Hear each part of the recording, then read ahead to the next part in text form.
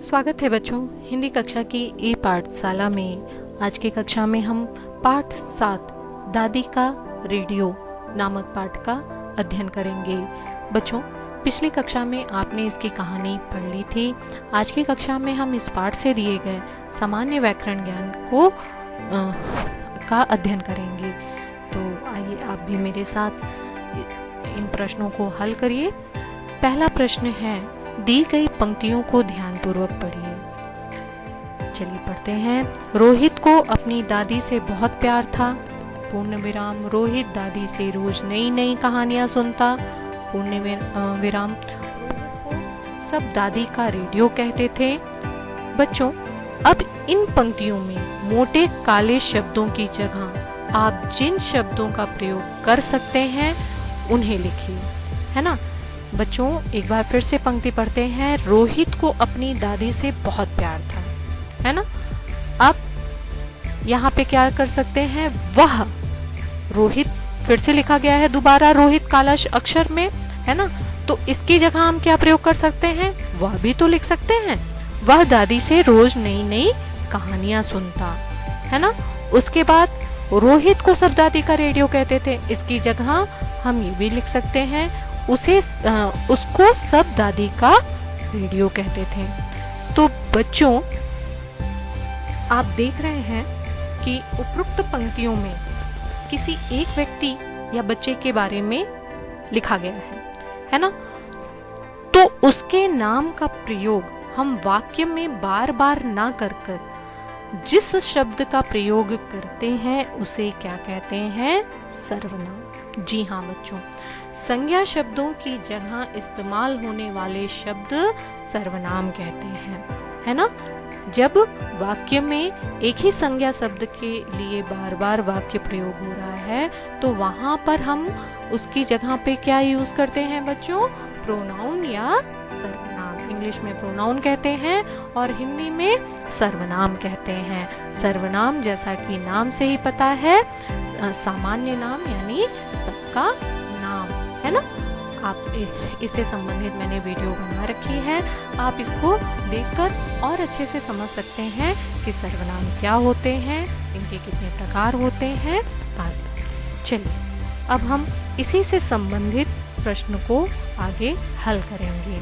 नीचे दिए गए वाक्यों में संज्ञा शब्द की जगह उचित सर्वनाम शब्द का प्रयोग करके वाक्य दोबारा बनाइए। अभी मैंने आपको बताया बच्चों कि जो शब्द संज्ञा शब्द की जगह इस्तेमाल होते हैं उन्हें क्या कहते हैं, सर्वनाम। अब आपका प्रश्न है, आपको वहाँ पे क्या करना है, संज्ञा शब्द के स्थान पर उचित सर्वनाम शब्द का प्रयोग करना है। रोहित भी यह सब देख रहा था, है ना।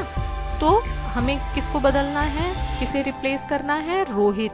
रोहित यानी नाउन यानी संज्ञा, है ना। हमको इसको रिप्लेस करके क्या लिखना है, सर्वनाम यानी क्या कहते हैं, संज्ञा के स्थान पर सर्वनाम का प्रयोग करना है यानी प्रोनाउन का। चलिए रोहित भी यह सब देख रहा था, तो हम क्या कह सकते हैं, यहाँ पर क्या कर सकते हैं, वह भी यह सब देख रहा था। दादी चुपचाप अपने कमरे में चली गई, वे चुपचाप अपने कमरे में चली गई। बहुत ही सरल था। रोहित संज्ञा शब्द है पहले वाक्य में, उसकी जगह पे हमने सर्वनाम शब्द क्या प्रयोग किया, वह। दूसरे वाक्य में दादी है संज्ञा शब्द, तो हमने उनके स्थान पे सर्वनाम शब्द क्या प्रयोग किया, वे। आगे बढ़ते हैं। रोहित की बहन उसे दादी का चमचा कहकर चिढ़ाती थी। तो रोहित की बहन, तो यहाँ पे हमें रोहित को रिप्लेस करके क्या सर्वनाम यूज करना है, उसकी बहन उसे दादी का चमचा कहकर चिढ़ाती थी। माता पिता ने दादी से क्षमा मांगी।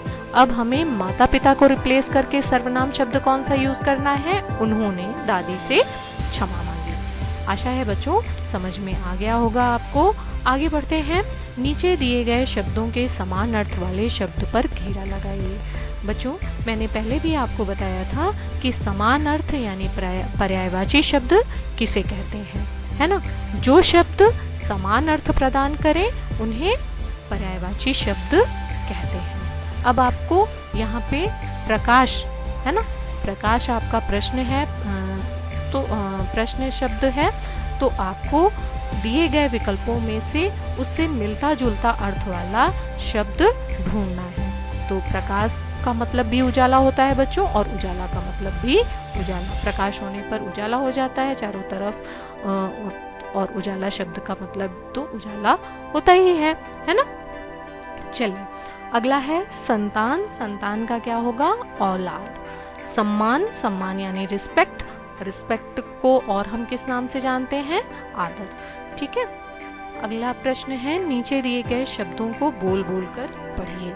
अब बच्चों यहाँ पे आपको मिलते जुलते शब्द है ना, थोड़ा सा बस अंतर है, लेकिन आपको पढ़ते समय लगेगा कि दोनों शब्द समान हैं, लेकिन ऐसा नहीं है। दोनों शब्द अलग हैं और दोनों शब्दों के अर्थ भी अलग हैं। तो इनका उच्चारण हम करते हैं बच्चों, समान, सम्मान, पका, पक्का, पता, पत्ता, है ना। अब इसका वाक्य प्रयोग जब हम करेंगे तो इसको हम और अच्छे से समझ जाएंगे कि इनमें अर्थ में कितना अंतर है, इन शब्दों में अर्थ में कितना अंतर है। तो पहला हमने उच्चारण किया था समान। हम सब एक समान हैं, यानी इक्वल, है ना।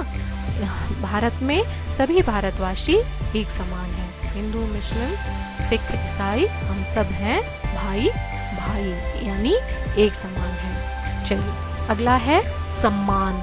तो दूसरा शब्द आपने क्या उच्चारण किया था? सम्मान, यानी आदर करना, किसी को रिस्पेक्ट करना। हमें अपने माता पिता का सम्मान करना चाहिए, है ना। अगला है पका। माँ ने भोजन पका लिया है। पक्का, तुम कल पक्का मैच जीत जाओगे, यानी जब हम किसी को प्रॉमिस करते हैं पक्का, तुम कल पक्का आओगे, तुम कल पक्का मैच जीत जाओगे, यानी एक तरह का प्रॉमिस करना। पता, मुझे अपने घर का पता बता दो, यानी एड्रेस, है ना। पत्ता, पेड़ से सूखे पत्ते जमीन पर गिर गए हैं। तो बच्चों आप देख रहे हैं कि दोनों शब्द लगभग एक समान हैं, किंतु एक अक्षर से, है ना, एक वर्ण से दोनों ही शब्दों में कितने अर्थ में कितना अंतर है ना। तो लिखते समय हमें, जब हम वाक्य बनाते हैं, वाक्य का प्रयोग करते हैं, तो हमें ये ध्यान रखना चाहिए कि हमें किस शब्द का किस स्थान पर किस वाक्य में प्रयोग करना है ना। चलिए अगला है, नीचे दिए गए शब्दों के बहुवचन रूप लिखिए। बहुत ही सरल है, जिस संज्ञा शब्द से पता चले कि उसकी संख्या पता चले कि वो एक है या अनेक। अगर एक है तो एक वचन, अनेक है तो बहुवचन, है ना। चलिए कहानी एक वचन में है तो इसका बहुवचन क्या होगा? कहानियां। दरवाजा, दरवाजे, मोहल्ला, मोहल्ले, गतिविधि, गतिविधियां, है ना। आगे बढ़ते हैं, नीचे दिए गए शब्दों के लिंग बदल कर लिखिए। लिंग बदल कर जिस संज्ञा शब्द से पता चले कि शब्द स्त्री जाति का है या पुरुष जाति का है ना। जिस संज्ञा शब्द से स्त्री या पुरुष जाति के होने का बोध हो उसे लिंग कहते हैं।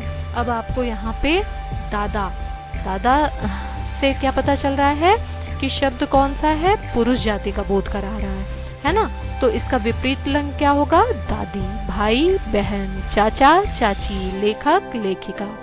अगला है, नीचे दिए गए शब्दों के युग्म शब्द यानी जोड़े वाले शब्द छांटकर लिखिए। बच्चों इन शब्दों का बहुत ही अपना महत्वपूर्ण स्थान है।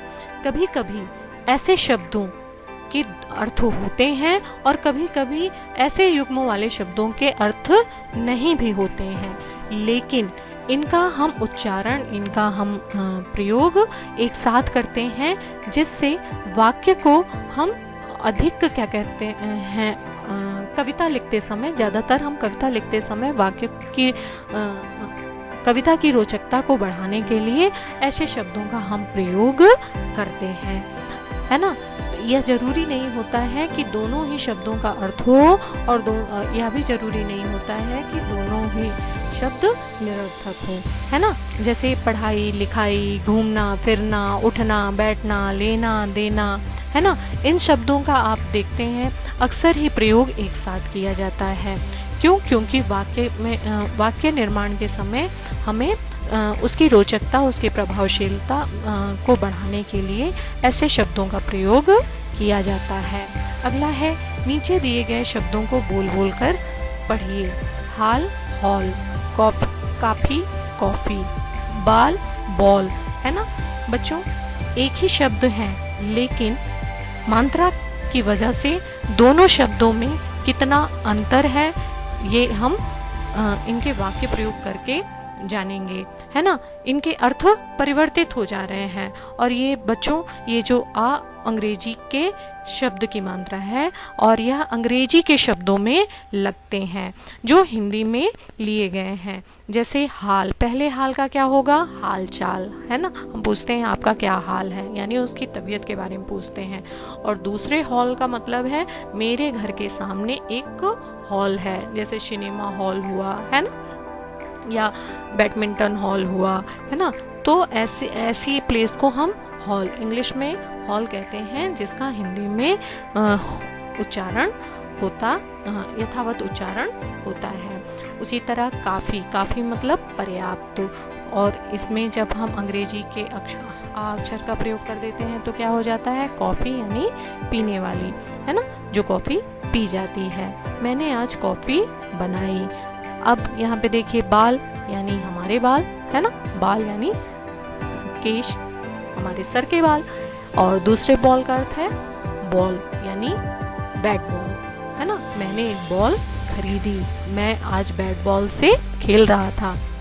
तो इस तरह से आपने देखा बच्चों कि यह अ अक्षर से अर्थ में कितना परिवर्तन हो जाता है ना। इस मात्रा की वजह से एक ही शब्द के प्रयोग में आप देख रहे हैं कि अर्थों में कितना अंतर हो जाता है।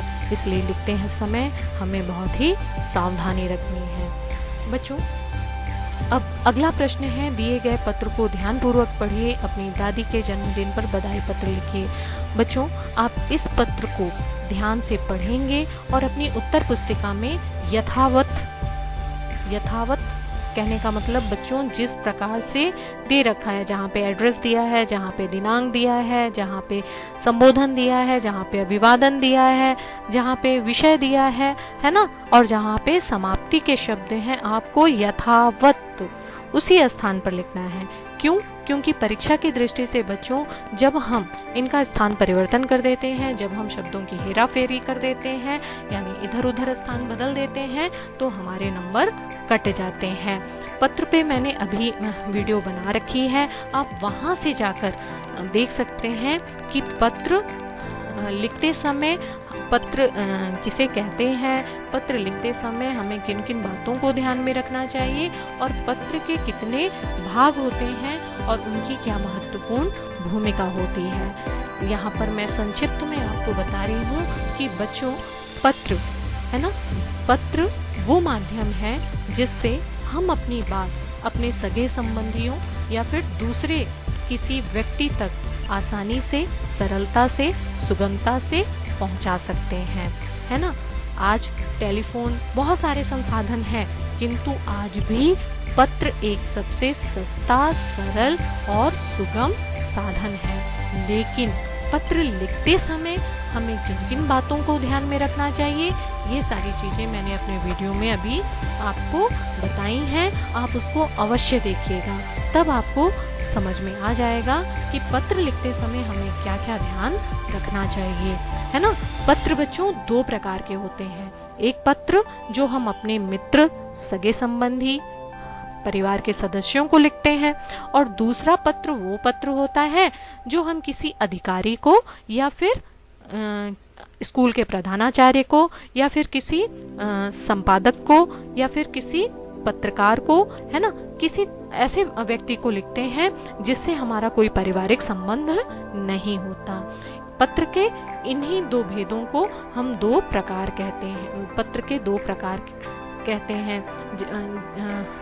पहले प्रकार का नाम है अनौपचारिक और दूसरा औपचारिक, फॉर्मल, इनफॉर्मल, है ना।